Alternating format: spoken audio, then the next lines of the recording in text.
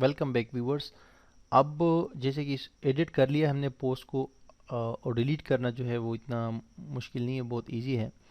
Simply यहाँ पर जब हम एडिट करते हैं जिस वक्त, तो उस वक्त यहाँ पे ये जो कैंसिल का बटन है इसके साथ हम एक डिलीट का बटन बना लेते हैं। ठीक है, तो जस्ट एडिट पोस्ट के नीचे जाके यहाँ सबसे नीचे अभी बटन है, इस बटन को कॉपी करते हैं और नीचे पेस्ट कर देते हैं और इसको डिलीट का नाम दे देते हैं।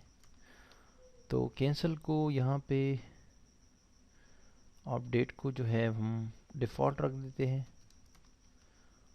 और डिलीट कैंसिल को हम सक्सेस कर देते हैं और डिलीट को हम डेंजर कर देते हैं। ठीक है, लेकिन साथ में यहाँ पे हम एक आईडी लेकर जाएंगे, एक यूआरएल वेरिएबल क्रिएट करेंगे डॉलर अपना इस ये क्वेश्चन मार्क के साथ आईडी, और ये इक्वल टू होगा, अच्छा डिलीट आईडी कर देते हैं ताकि कोई डिप्लीकेशन या कॉम्प्लिकेशन ना आए। ठीक है, और ये इक्वल हो जाएगा, वंस अगेन इसमें एको कर देंगे वो पोस्ट अंडरस्कोर आईडी को।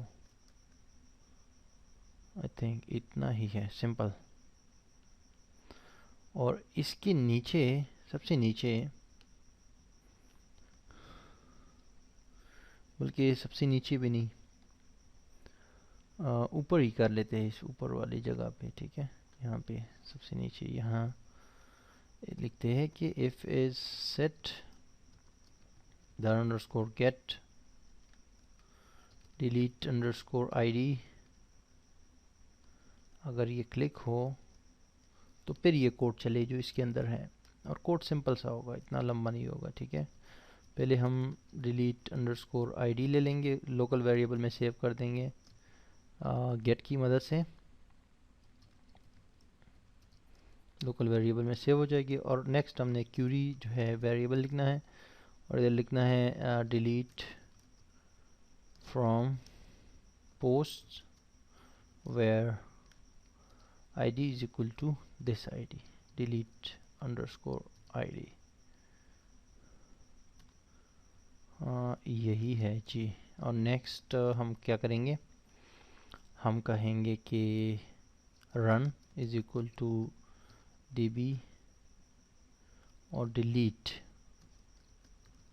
क्योंकि हमारे पास फंक्शन मौजूद है वहाँ पे हमारे ये जो डेटाबेस की क्लास है इसके अंदर, डिलीट। ठीक है, पोस्ट डिलीटेड ये आ जाएगा जब ये रन होगी क्यूरी। दैट्स इट, बहुत सिंपल सा है ये तो क्लिक करते हैं, ये देखिए डिलीट भी आ गया। ठीक है, अब इसको हम डिलीट करना चाहते हैं तो मैंने कहा क्लिक ओके डिलीट, और मेरे ख्याल से डिलीट नहीं हुआ, नहीं हुआ डिलीट। तो क्यों नहीं हुआ, delete from post where id is equal to this id।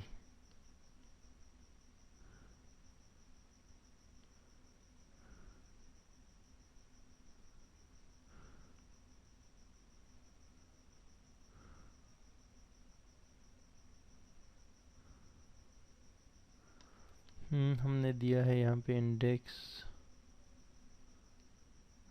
Sorry हम यहाँ पे हमें देना चाहिए बेसिकली लिंक, हमने यहाँ पे कौन सा गलत लिंक हमने गलत दिया है। ठीक है, तो एडिट आईडी पे मैं क्लिक कर देता हूँ, और नहीं, एडिट अंडरस्कोर पोस्ट। ठीक है, edit underscore post dot P H P, हाँ ये अब सही है। चलो चेक करते हैं, क्लिक किया इस पर, क्लिक किया, अच्छा लाइन 10, लाइन 10 और 13 कौन से पेज पे, एडिट पोस्ट लाइन 10, लाइन 10,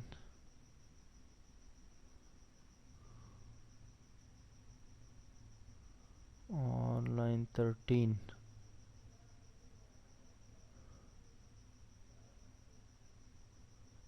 अच्छा, एक मिनट।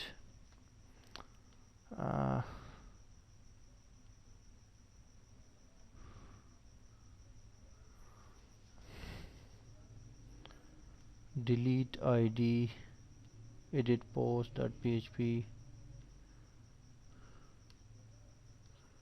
वापस जाते हैं और जब इस पे माउस लेकर जाते हैं तो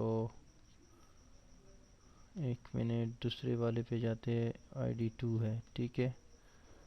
तीसरे वाले पे जाते हैं, यहाँ पे आईडी 3 है। अब जब इस पे हम क्लिक करते हैं तो आगे से एरर आ जाता है और पेज होता है डिलीट आईडी 3। ठीक है जी।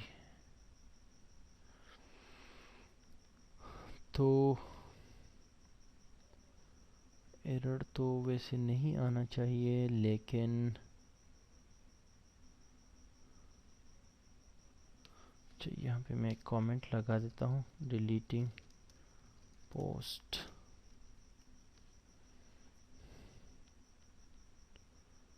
अच्छा, ये कोड जो है ना, ऐसा करते हैं हम, ये पोस्ट, ये जो कोड है डिलीट का, इसको हम डेंजर पोस्ट आईडी को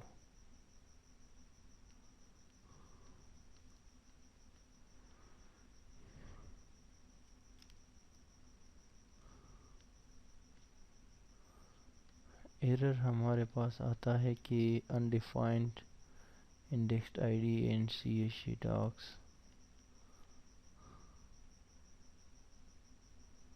लाइन 13। एक मिनट, ये मुझे इशू यहाँ पे डेटाबेस में नज़र आ रहा है।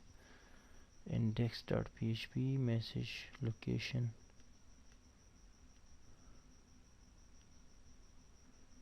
Curie delete.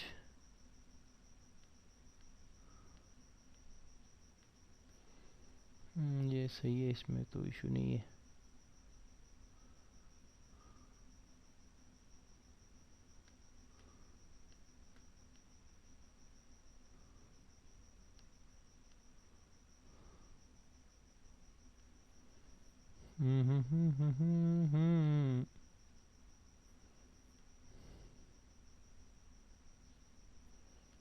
ये बहुत छोटा छोटा सा वो है, लेकिन इसने ये प्रॉब्लम क्रिएट करी है,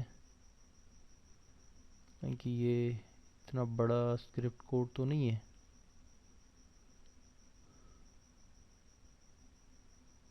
डिलीट फ्रॉम पोस्ट।